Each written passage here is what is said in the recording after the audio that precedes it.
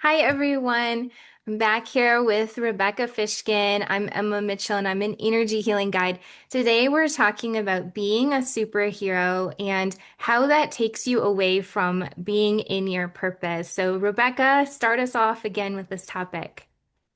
Hi, everybody. I'm Rebecca Fishkin. I'm a life coach who helps people get out of overwhelm and avoid burnout. And this is one of those topics that kind of can easily slide into fitting into that topic.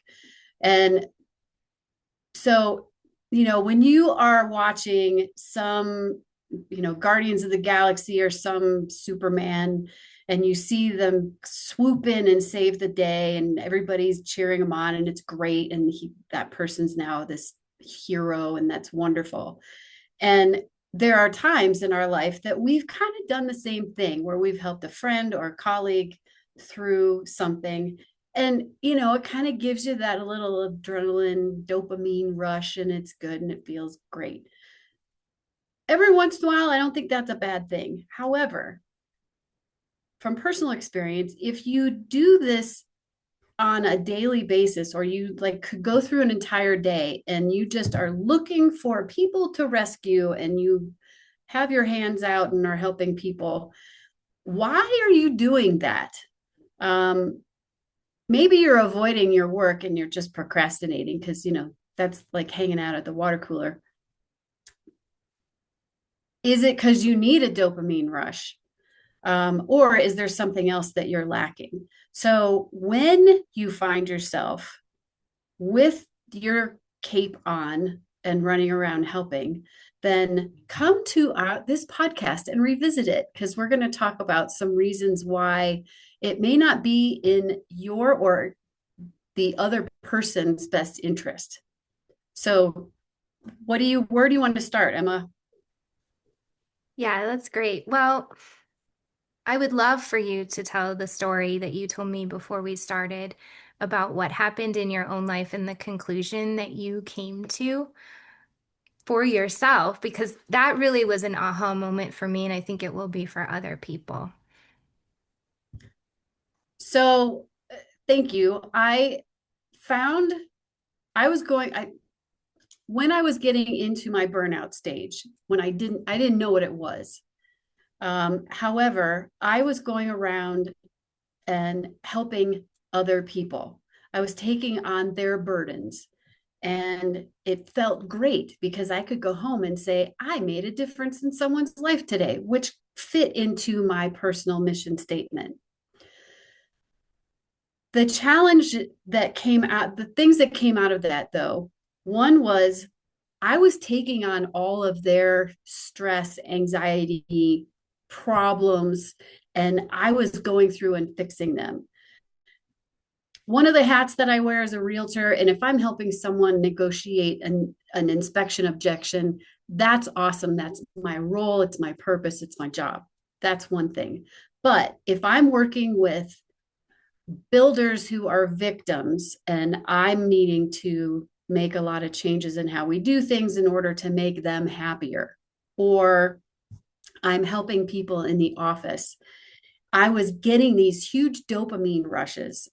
And so I'd go home and feel awesome. And I would go around and do it again the next day because it felt so great. And then I realized that I'm going around helping other people and getting validation, or that they're worthy. So I was validating that they had issues. And no one ever helped me. No one knew that I actually am the one that really needed that validation. I'm the one who really needed the help. And it took me getting into a burnout or a breakdown to realize that um, I was really looking for love, support, recognition, and it it was coming as a false positive. Thanks for sharing that story. I feel like, and I said this to you too, a lot of times when people are looking for that external validation because they don't feel it inside, right? Like they don't have that love for themselves. You probably at that time were lacking some of that. some of the recognition of your own value and worth, especially in your own time, I found that even if you probably were told that you were worthy and they appreciate you and et cetera, you still wouldn't have taken that recognition and you would have still said, no, and then kept doing it and kept doing it. And so that's when we fall into that trap of external validation is not something that we should be striving for because we want to have a strong foundation within ourselves. So we know that we're valued, worthy, loved, and that allows us to take that step back and say, I don't have to save everybody else because I know my value, I know my worth. Do you feel like that? Yeah, I think that was a lot of what my situation was, is that I was looking for that feeling of self-worth somewhere in my brain. I wasn't even aware that I had it, that I had this limiting belief of I'm not worthy. So that's why. So if you find yourself in one of these situations where you're going around and helping a lot of people, and it's not your job description, it's just you're doing it. Are you doing it out of the kindness of your heart? And if so, just do some reflection on it, journaling, whatever, just to make sure that it truly is, that you're a nurturing soul and that's what you do. However, if you realize that you're not paying attention to your purpose, your 20%, like your priorities, your money making activities, because you're off saving the world, then we get also back to our last episode on busy for busy sake. So are we busy being busy bodies by helping other people and avoiding or saying, it's the yes no thing. So if we're saying yes to helping somebody else, then we're saying no to our priorities, our, like, what are you saying no to? So being aware of that would be good. I think too, a lot of it comes down to this concept of martyrdom and enabling people to what I've seen in my life when I try to help others, or sometimes when people try to help me and I don't actually need the help, then it just makes things worse. And sometimes people just want to vent or be seen when they have an issue, and they're just coming to you to say, I've got this issue. I know there were times specifically in a workplace where I would go to our like HR person and I would just want to talk to him. And then all of a sudden he's telling my boss this and this guy this. And I'm like, wait, hold on a second. I didn't give you permission to share my issues. I'm just trying to talk to you about problem solving through these things. I didn't want you to go fix this for me. And that ended up making things a heck of a lot worse for me because then I was, embarrassed and I felt ashamed. And then it was a totally different conversation. So one other thing you can do when you automatically go into this fixing mode is ask the question, do you need help? Do you just want me to listen? Or just pausing inside yourself and allowing them sometimes to come to their own dang conclusion. There's a lot of teachings around this, but everybody is on their own life path, their own life journey. We all have to go through experiences and learning lessons and making mistakes. And if you are constantly trying to fix or prevent pain from other people, you're not allowing that person to level up or rise up because they're not getting the experience that they need. So they're going to continue to make that mistake because they've been enabled. And, there's tons of examples. And trying to think of like an appropriate one to share, but there was a family member that, and I don't know all the details, but he had an addiction problem in my family. And his parents just kept enabling him, and he ended up passing away. And I wondered for a long time, and I know his siblings wondered if their parents hadn't kept giving him money, kept trying to fix things, would he have eventually gotten out of that addiction? And I know that's like such a loaded conversation and topic on addiction, but there's a lot of times where I've seen people, just need a little bit of help, but then they keep needing help with the same thing, the same thing, the same thing, and they're not growing, they're not rising up to the situation or to the occasion. Some other situation that comes to mind is when I worked at this place, this guy that somehow got it in his head that I knew a lot about technology and I was like an IT person, and I am not. And he would always ask me for help. But at the time, my boundaries were not great. And so I would always help him. I'd drop what I was doing to go help him and try to show him. And he would always come back and ask me. And I think at the time I was like, well, at least I'm needed, or it's nice to be wanted. But how much of that, I was a marketing person. Like that was totally out of my scope of work. So whatever I was working on, I got totally taken away and put into this other situation. So it goes back to what's your purpose? What are your values? What's your mission? And what are your boundaries? And I know, Rebecca, you have a lot to say about boundaries with this. Do you want to talk about that? I do. However, I want to address your addiction thing for a reason, for a second, because they weren't fixing the problem. Like there's a reason that someone has an addiction. There's a reason to be addicted to helping people when it's not you're you're not, you may not, if you're not trained to do it, if you're not a coach, if you're not a therapist, if you're not in a role, you're just doing it for helping sake, um, you might be fixing the wrong problem. There's actually something that's much deeper and more foundational with what could be the problem.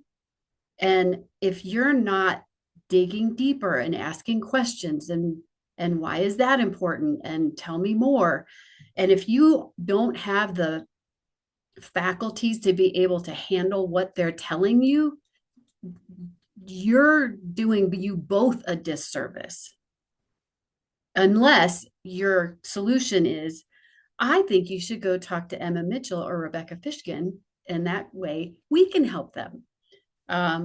So anyway, I just want, that was before talking about boundaries, that was one thing that I wanted to throw out there, is that we, by going through and helping them, especially if they have a victim mentality, you're it, that tech person, uh, it could be maybe he had a crush on you, who knows? But the but my point is, you really, really have to understand, if you're going to help somebody, you really have to understand the reason and the issue that you're truly helping them with, which is where that question comes, that is, do you want to vent? Are you looking for bouncing some ideas off? Or do you really need some help on this? And getting clarity before they just regurgitate. Because let's also look at it from the standpoint of the boundaries and what you're taking on. Because if you're going around and rescuing people all day long, how much of their issues are you now owning, and they're now impacting your psyche and your frustration? Are you now sad because of this thing that somebody told you and you feel really bad for it, and you've taken that emotion on, and now you're coming home and you can see how it can just spread.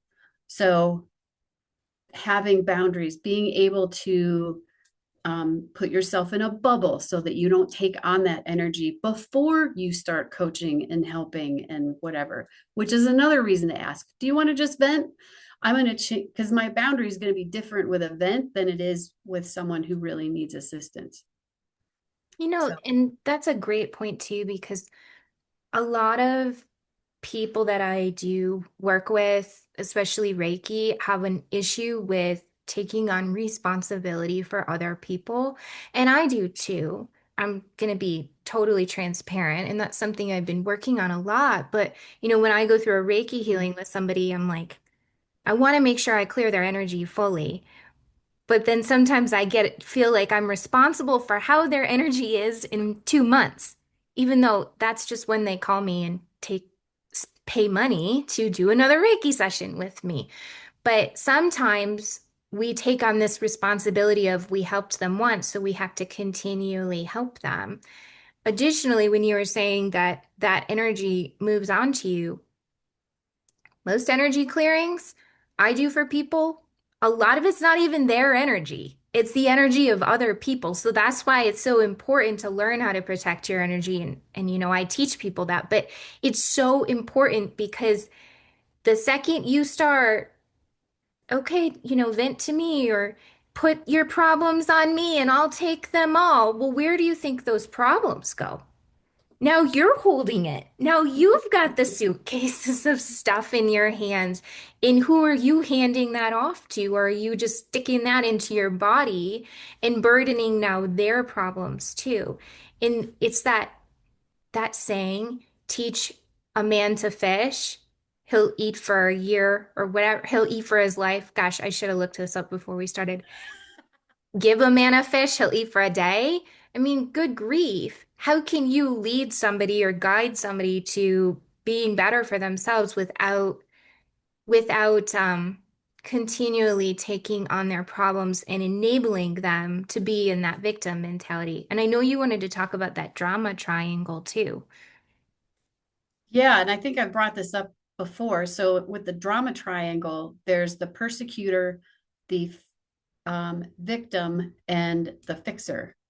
And if you are constantly coming in and fixing the problem, you're just fixing that instance. So you're enabling the victim to continue to be a victim. And you're, especially if it's in a business structure, so like the tech guy, there's obviously a bigger problem there. That person needs to be trained in their job. So you're not fixing the problem, you're giving them the fish for the day. So, and they really like the fish. So they're going to keep coming back for more. So, how do we stay outside of that triangle and quit making, because you're going to end up making enemies somewhere. And getting back to the validation, if you're coming in and someone is the victim, they are always going to come to you to rescue. But when you need help, they're not available because it's only a one-sided relationship. And that gets us into a whole other podcast that we're going to do. So anyway, bottom line is be careful when you put on your superwoman or superhuman cape and go out and try to save the world. Um, be aware of why you're doing it and what the repercussions are for the people that you're helping. Yeah, and I know that, and I wrote this down because I thought it was so good what you said. Putting on the superhero cape gives people permission to utilize our time and resources and removes that boundary that we put up to begin with. So even if you're saying, I'm only going to do these things today, or I'm only going to work on this, the second that you say, I'm going to help this person, be prepared for them to keep coming back to you and saying, will you help me last time? You're the only one who can help me going forward. I've seen it so many times. I mean, even at home, and I hate to throw my boyfriend under the bus, but I'm like, how do you not know where the dang dishes go? But I've done it so much that he doesn't know where the dishes go in the cupboard. And I recently was like, let him just figure it out. He'll figure it out. It might not be the way I like it, but when you enable somebody so much, they get used to not having to do anything. And then when you actually need their help, well, of course, they're not going to be skilled enough to help you because they never had the skills to begin with. You never trained them or gave them that information. Yeah. Yeah. Um, well, I don't know. Is there anything else? Actually, you know what? We did have some past videos to watch that go along with this concept, holding your boundaries. And the other one is boundaries and emergencies, staying on track because people are going to try to break into your day and those are really good tips and tools that we've given you can, to help you hold those boundaries and not allow people to force you to put your superhero cape on all the time. Yeah.